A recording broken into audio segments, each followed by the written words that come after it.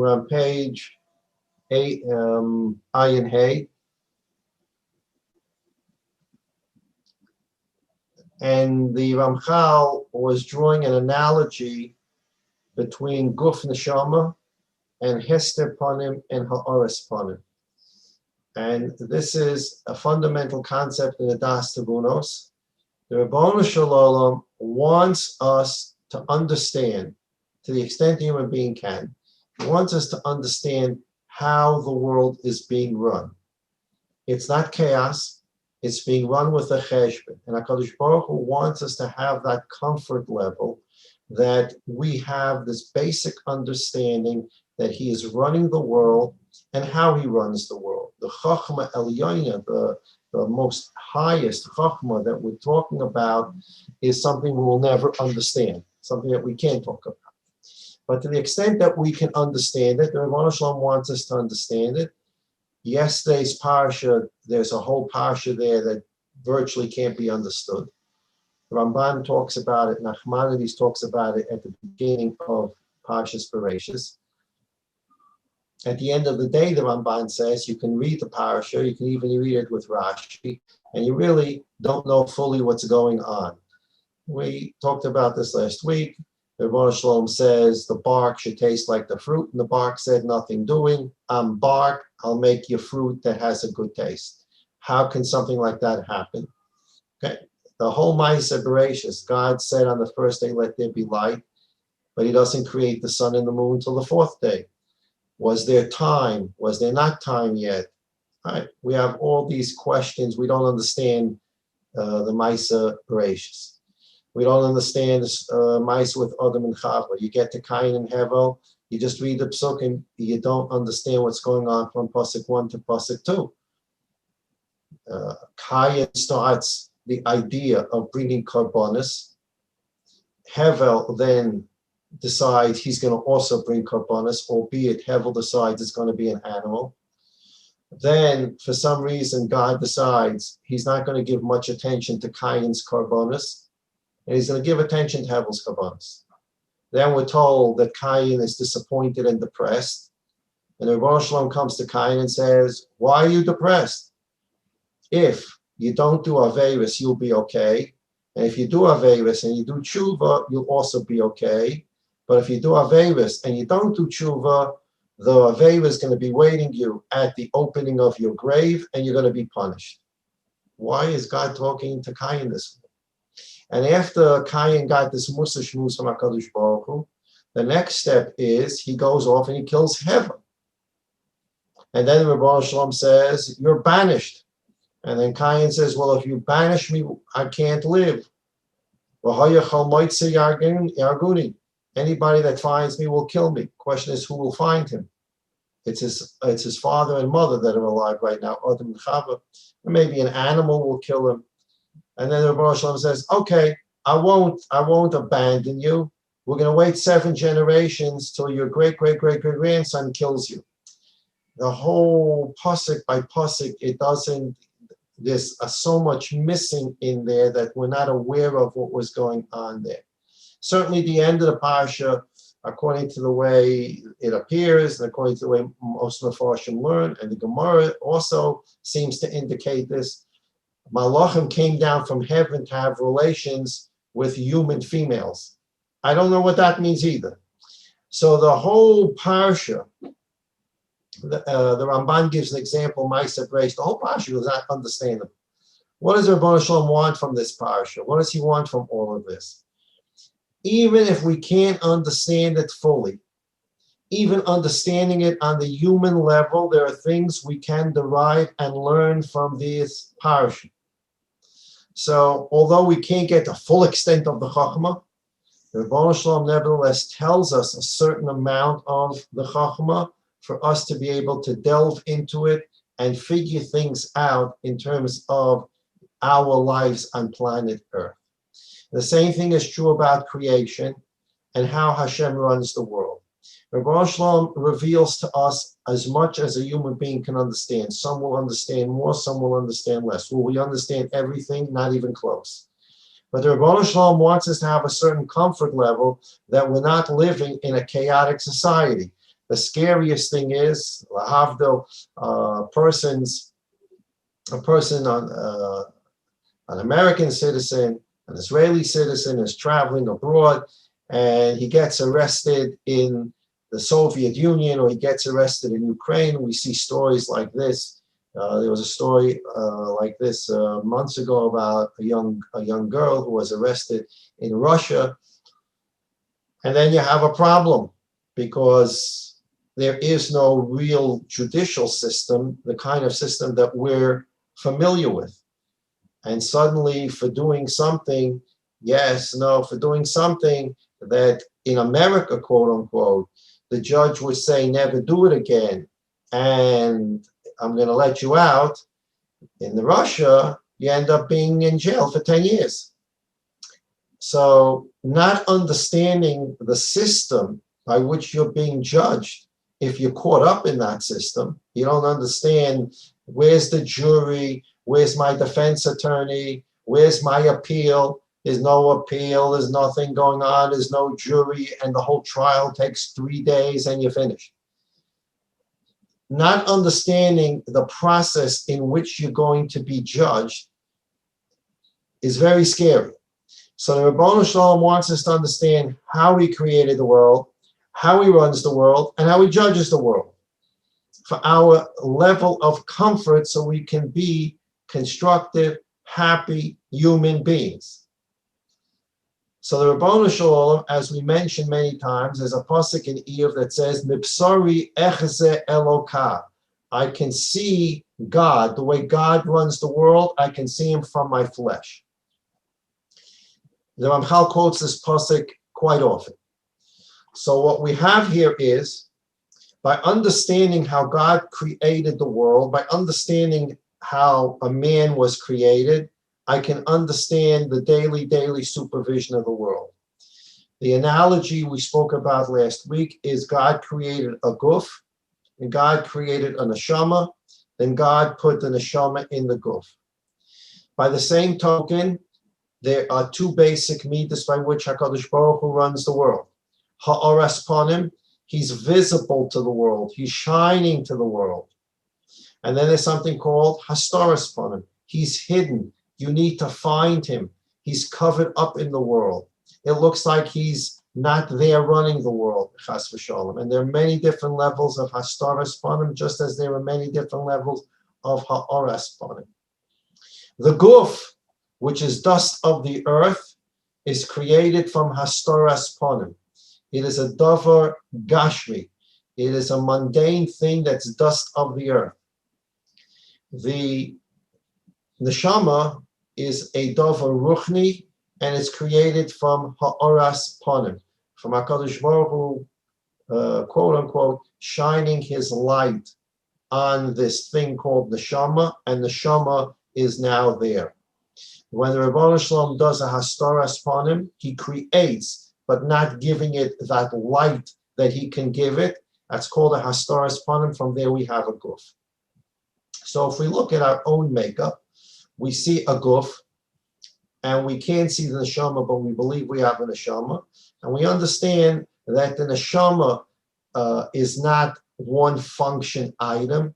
The neshama goes into the guf, and through the neshama's activity, not only is it a spiritual thing, the neshama, but the neshama allows the eyes to see, the mouth to talk, the ears to hear. It allows the brain to think. The neshama is what is not only a spiritual thing, it is a life-giving thing. When you take the neshama out of the guf, you still have eyeballs, and you still have ears, and you still have a mouth, and you still have fingers. You can't do anything with them. So the neshama is in the guf. Again, when I say in the guf, I'm not talking about a geographical location, just for simplicity. The neshama is in the guf, and it actually facilitates, it's the engine of the guf to let everything work. When I understand that, I now understand that the same way the neshama went into the guf, and now the guf can function, but the guf is functioning at the direction of the neshama, and we work on ourselves for the guf to cooperate and not conflict with the neshama. On the analogy level, the hastaras panim is there and the ha'oras panim is inside the hastaras panim. The ha'oras panim is the engine that drives the hastaras panim. Even that which we see as a hastaras panim, such as the guf, is actually facilitating a greater thing through the neshama inside or through the ha'oras panim inside. This is what we discussed last week. So the Ramchal told us there are three things we need to understand. In paragraph Pei Dalid, at the end of Pei Dalid and Daf Ayin Hey, 3 lines from the 4 lines on the top, the Seichel said, Harelanu Sholosh Yediyas. There are 3 things we need to understand. Yediyah Shtei Hamida Zula Atzma V'Zula Atzma. First thing we need to understand is how Ha'oras Panim works and how Hastaras Panim works. These are 2 different midos, but the guf and the neshama are also 2 different things, but they work together. So the first thing we need to understand is, as we understood and we learned earlier in the Sefer, what is guf, what is neshama, and then we learned what it is when you put them together. The first thing we need to study is ha'oras panim itself, hastaras panim itself. Second, yediyas chiburam lifol tomid gam yachad, how you put the 2 together, how Hashem put the 2 together, to understand how the 2 are put together, to constantly work together. This is a very important concept. When we say that La'aleinu, we're in a period of hastaras panim, it doesn't mean there's no ha'oras panim. It just means that we feel much greater the hastaras panim, but percolating inside the hastaras panim, there's always ha'oras panim that's bringing us the ticket and shleimus ha'olam. It's just that there are times where we see the ha'oras panim more than hastaras panim, and sometimes La'aleinu, the hastaras panim is so great we can't even fathom that there's a ha'oras panim working inside the hastaras panim, but it's always happening. The ha'oras panim is working inside the hastaras panim to bring the worldly ticket and shleimus. Third, Yediyas had told us Hanolodus Menachibra Zelaminayim. We need to understand what happens, the ramifications of what happens when you put the 2 together. Depending upon different times. Sometimes the Hester panim will overpower the ha'oras panim. Sometimes the ha'oras panim will outpower the Hester panim. Pei. This is where we ended last week. Pei, we're going to begin this week. Amra Neshama. Neshama said, Misbonenes ani, I understand, Acha shamarta sharotza kadosh baruch hu laharoi sidrei bri'osai udrachea bebria atzma, she'al pi derech zeh hine shtei hamida shebem ha'oda misnaik shabom nivra, niris vo atzma b'shnei ha'chalokim sherehem hu mukav ubanui, V'hainu haguf haneshama, which we just explained. The Rebbe Shalom wants us to understand how he's supervising and running the world. So he says to you, if you understand yourself, you will understand how I run the world. Look at yourself and understand yourself. Learn some Daas Tevunos or other Svarim and understand what your guf is. Understand what your neshama is.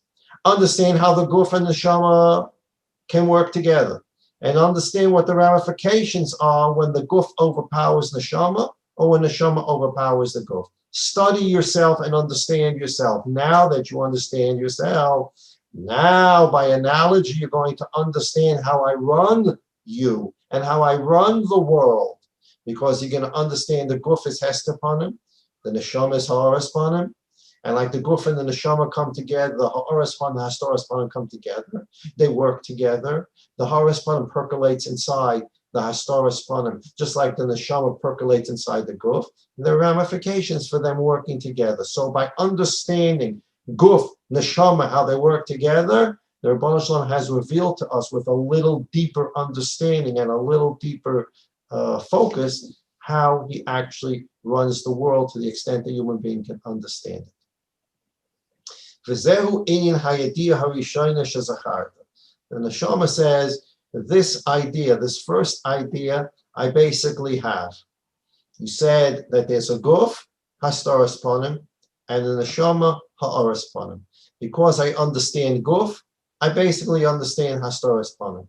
Because you've taught me neshama, I basically understand ha'oras panim. V'gam hashniya, I understand the second concept of what happens when when the shama goes into guf, and therefore I understand what happens when ha'oras panim goes into hastaras panim. Yesh lanu ha'hakbala, we have an analogy, muvu eres ba'adam, which is explained by a person himself. A person looks at his body, he understands ha'oras panim, hastaras panim. Ki anashama halohi mischaberes laguf umispashetes b'chol chalakav. The neshama goes into the body and then spreads itself out. It's mispashet. The neshama makes the eyes work, the neshama makes the ears work, the neshama makes the brain work, the neshama makes the smell work, the neshama makes the mouth work, the neshama makes the sense of feel work, the fingers, the toes, the neshama spreads out into the whole physical body and makes it work. And now these two work in conjunction. The neshama can't make any part of a body move unless it has a body. The body can't move unless it has the neshama. So these two things are working now in unison. The same way that you're trying to teach me hastaras panim is working with ha'oras panim by the ha'oras panim percolating in the hastaras panim.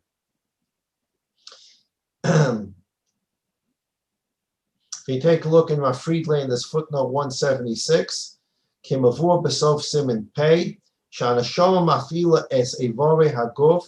The neshama is the engine that makes all the different body limbs work. Lefitchunas Kalev, according to each body part. The eyes see because the neshama makes it see. The Rebbe Shalom created something called eye.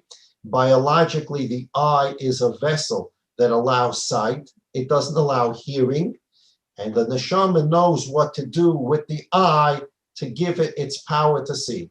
The Rebbe Shalom created ears, and the ears have the power to hear. Biologically, the Rebbe Shalom created all the kalim, the vessel of the ear, so it can hear, the ear can't see. The neshama knows what to do when it's working with the ear to make it hear. Therefore,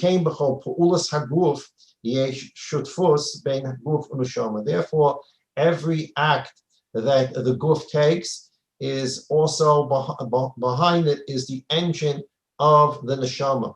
And this is a very important concept to think about.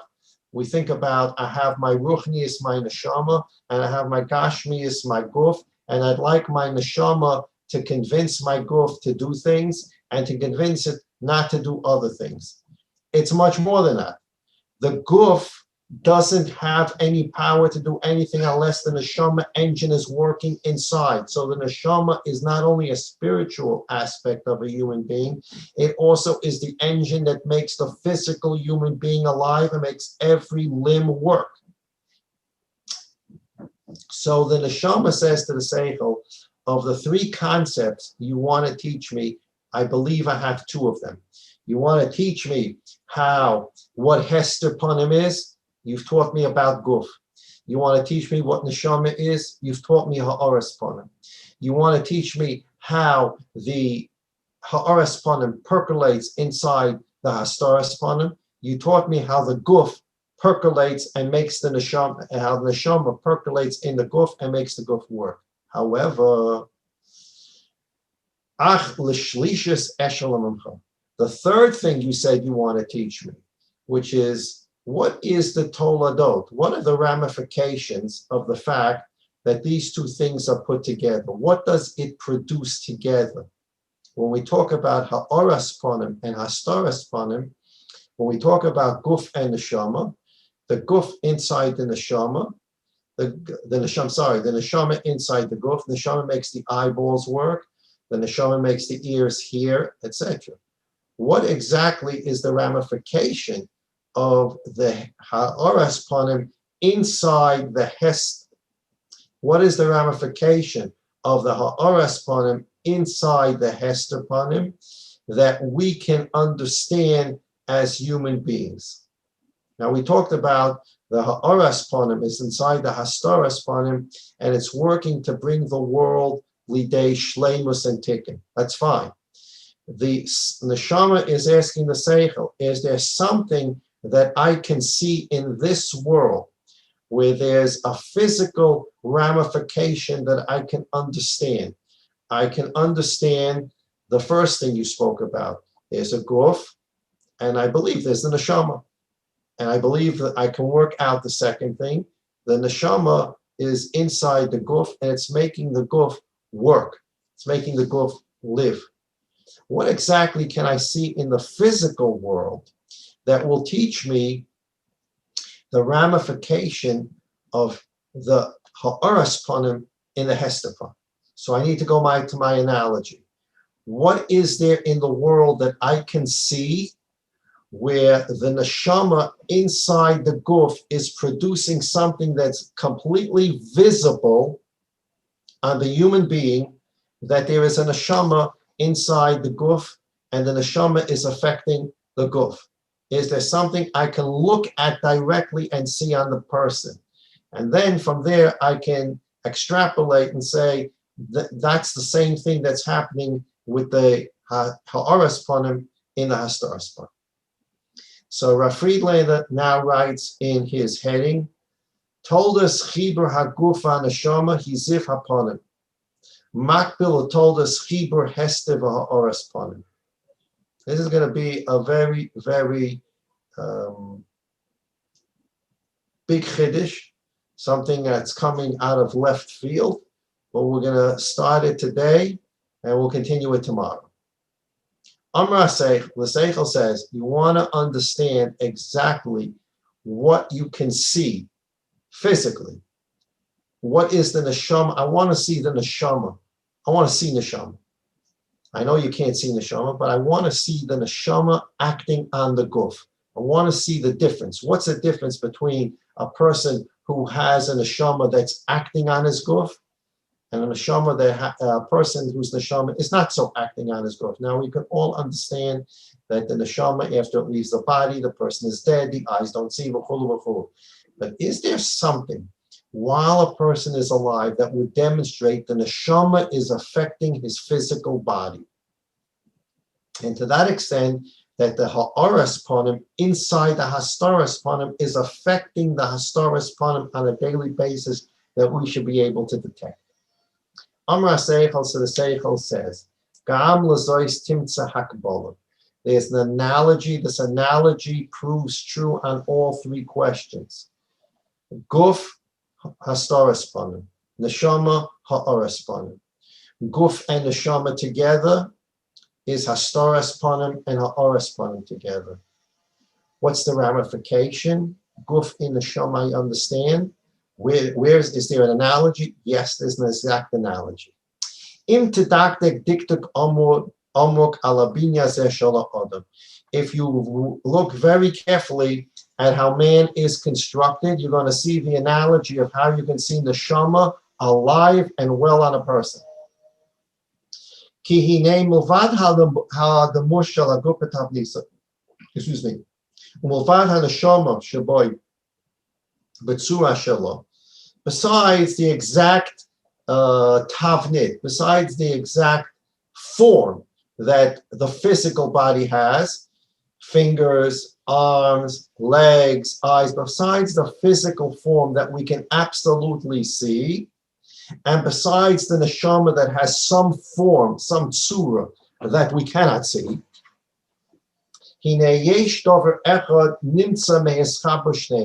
there is one thing that will show you that the neshama is acting directly on the guf while it's alive. Huziv hapanim. That is the shine on a person's face. The ziv hapanim. Now here we're not necessarily talking about ziv hapanim, a tzaddik's beautiful ziv hapanim, or a lack of ziv hapanim. We're talking about something different. He's going to explain. Just the person's face, the way his face looks. V'tiri shezehu ha'mishtana ha'chaim and hames. And you'll see that this distinguishes le'aleinu. If you look at a dead body, and you look at a person that's alive, you'll see the color and the tone is quite different. So the fact that there's a neshama in the body creates a certain body tone. When the neshama leaves the body tone changes. But it's much more than that. Ki afilu hishtanus yishuv haneshama b'guf misra bo. Even when there's changes in the person's neshama, you will see it on his physical body. Haloi siri. Let's take a look. Hachole, a person loyalenu is sick. Panav rose. You can see there's something wrong with the person. He's lost his color. So we always say he loses his color, or a person doesn't look right. You say, oh, there's a malfunction in the guf. There's not a malfunction in the guf. All these are the neshama reacting to something in the body that changes the body tone, the color of the body. You can tell on a person's face what's going on deep, deep inside his heart. Haloitiri, page Ayin Vav, you will see Hanam Sohakos. You look at a person, you can see a person's a happy person. Hanam Zophos. You look at a person and he looks like he's angry, he's upset. And two different looks on the person's face. Where does that look come from? So some people can make themselves look, they go, ah, they give themselves a happy face. But you can see it's a fake. And some people give themselves, and they give themselves an unhappy face. But without the drama and without the acting, a person that goes into a state where he's angry, you can read it on his face. When a person goes into a state of happiness, his face looks different. Why is this happening? The neshama inside is reacting to what's going on inside the person, in the person's kishgis. What's inside this person, the neshama is going to reflect it on the person's face. Panamasbios. A person is being patient or he's accepting someone else. Kulam eideyim hema shel machshavos hanestoris b'kirav halev. All of these things are hidden in the human heart. How does the person feel right now? He's angry. He's upset. He may not say anything, but you can see on his face he's upset. He may not say anything. You can see he's very, very happy because the neshama is now shining through the face and it's giving a ziv panim. So the neshama is now acting directly on the flesh of the body. Vein haziv hazeh nimtza loyla neshama v'ne'atzma. The neshama will not have a different color tone. There's no such thing as a color tone to the neshama, or a happy or an upset look. There's no looks to the neshama. Kirei ziv shel gufu. This type of look, the shine, belongs to a physical body. Only a physical body can change its look. V'lo leguf atzmai. The guf itself can't change the way it looks on its face. Ki ein leguf ziv zeh b'loi neshama. Because the guf has no shine and no changing in tone or no changing in mood without the neshama. A person doesn't feel well, a person is upset, you can read it on his face. A person is happy, a person is patient, you see it on his face. This is because the neshama is now operating on the guf. Avalhu hadovra hanoilad michiber. This is because the neshama is now acting on the physical flesh and producing a reaction.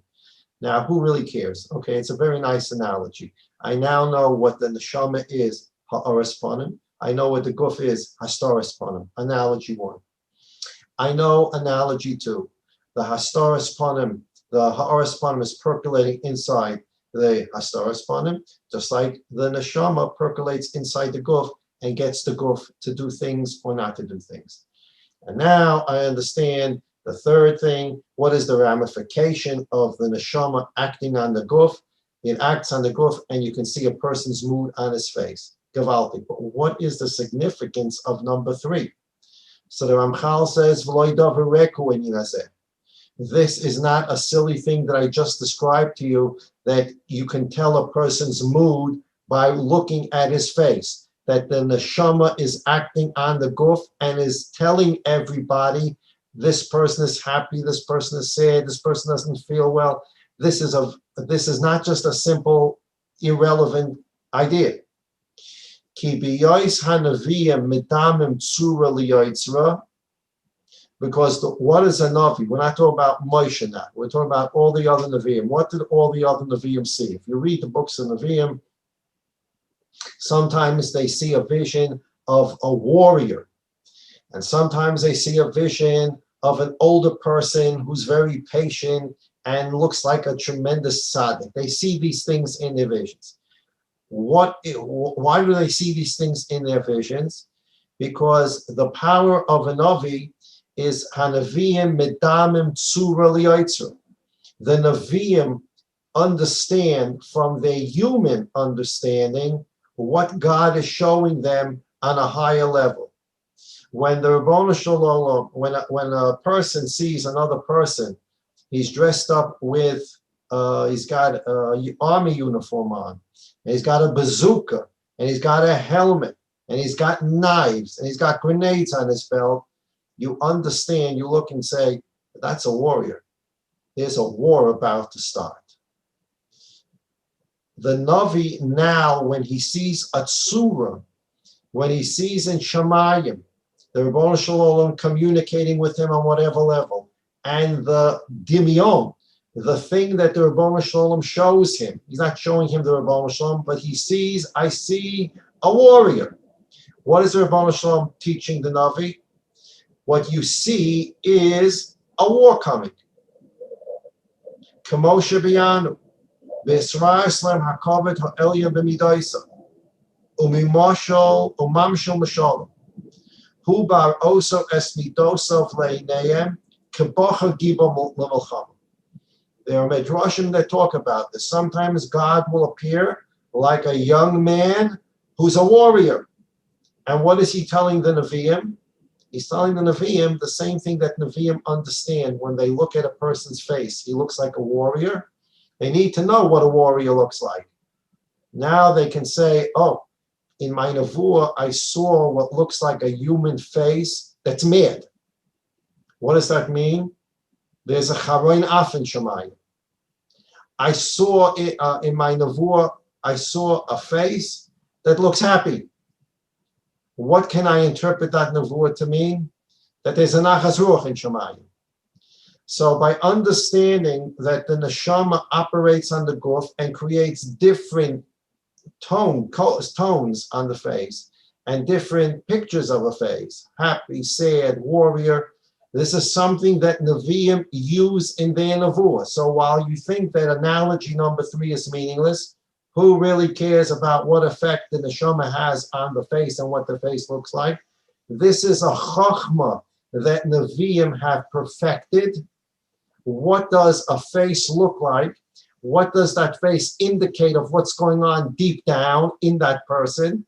And once you understand the facial expressions as being an expression of what's going on deep down in the person, a Navi who's perfected that chachma can then see his vision and understand that vision, what's going on deep, deep, deep, deep down in that vision that I need to tell Klal Yisrael is going on in Shemayim. O kizokein moli rachmim liyeshiva. Sometimes Nevi'im have seen what looks like an older man, full of compassion, sitting comfortably, patiently. This is not God. God doesn't sit. He's not old. He's not a warrior. He's giving the Navi a vision. And this vision tells the Navi, what do you understand, Sir Navi? When you see this face on a human being, what's going on in that human being's kishgis? What exactly, when you see this face, does this face mean to you? Now that you see this face in a ruach nevuah, you're in a state where you can now interpret that for human beings, for Klal Yisrael. Chamaim Ramzal, as the Chazal tell us in Chagig Yudalet, Hine ein hanovi yedame, the eye of the Navi will be medame. He will see, let's say, a dimayon, a mashal. Ulavavo lo ken yakshov, and in his heart he will think about it. What exactly did I just see in this vision? Lahavim b'mara nevuaso, and he will understand from what he saw as hester pana, ve'es ha'aras tuvo. He will either see from the vision, he will understand that looked like an angry face. Uh-oh, hastaras panim coming. I need to go talk to the Bnei Yisrael about doing tshuva. Ves ha'oras tuva. We'll see a different face. None of this is God, but he'll see a vision of a face that a human being face such as that would mean, ganz geschmack, I'm happy. And that means it's a time of ha'oras panim in Shemayim. Ves ha'nolad mechibureim. And sometimes the Navi will see a combination of things. He'll see a vision of a lion and a human being. He'll see the human being taming the lion. Chas v'shalom, the human being his face will look shocked and scared of the lion. And because the Navi understands what the facial expression of a human being is and what it represents, he now is able to look at the vision, Nevu, and say, this is ha'oras panim, this is hastoras panim, or this is a combination of ha'oras panim, hastoras panim that I need to understand and teach Bnei Yisrael. Kamar Adam Olav Momaila, just like the vision, the view of a man from above. Asher like guf unashama, like a human being. A human being has a guf, hastoras panim, neshama, ha'oras panim. Upanim mi'iros michiber shneim ke'echad, and a man's face will either shine because the ha'oras panim and the hastoras panim come together, guf and neshama. Imazbiros, patient, imsochakos, happy, imzoafos, mad. Daas, this teaches the Navi about what's about to happen in the world. Again, we're not talking about Moshe Rabbeinu. Moshe Rabbeinu, communications between HaKadosh Baruch and Moshe Rabbeinu were completely different. The Rambam talks about this in Hilchos Yisrael Torah. We're talking about other Nevi'im. Other Nevi'im had to have this tremendous chachma, and sometimes people call it in Kabbalah chachmas hapirtzuf, being able to read everything about a person from his face. Nevi'im had to have a chachma of understanding what exactly is this person's neshama telling me through looking at his face. What state is this person in? Is he happy? Is he sad? Is he mad? What is this person's face telling me about what's going on deep, deep in his kishkis? A Navi who had perfected this and who came to all the other madregas of Nevuah was then able to see a Mare Nevuah and was able to then interpret whether it's Hastoras Panim, Ha'oras Panim, a combination of both. The Navi didn't necessarily go to Klal Yisrael and say there are different Nevi'im did different things, but a Navi didn't necessarily come to Klal Yisrael and say, I want to tell you I saw a warrior. I want to tell you I saw an old man. He told the Klal Yisrael what they needed to know based upon his understanding of the vision, and that understanding was based upon what do I understand this face to mean if I see it on a human being. So therefore, this is a very important concept. The first concept is what is a guf, what is an neshama, and therefore from there I know what is a hester panim guf, what is a horas panim neshama. The second concept, what is the combination of the two? The neshama goes into the guf and makes it work. What is the hastoras panim and the ha'oras panim? The ha'oras panim goes into the hester panim and makes it work towards a common goal. What's the ramification that we can see? The ramification that we can see is just like on a physical guf, we can see hastoras panim or ha'oras panim. We can see on a person's face, deep in his kishkis, he's living ha'oras panim. He's a lit up person. He's happy. He's joyous. That's a ha'oras panim coming from the neshama shining on the face. Person chashon can be a state of hester panim. Deep down in his kishkis, he's very disappointed. He's very upset, and it comes right through. Not an acting. It just comes through, and you can see it on the person's face. In the same way, that's true. The third level is also true from the understanding of these two things happening. A Navi can then use this tremendous chachma and understand the Rebbeinu Shalom's message to Klal Yisrael. Pei Zayin Amra HaNeshama, and the Neshama said, Dali Ata Bazeh Linya Akbola. Okay, I have enough information to understand all three levels of the analogy. Neshama, Guf separate, Hastoras Panim, Ha'oras Panim separate.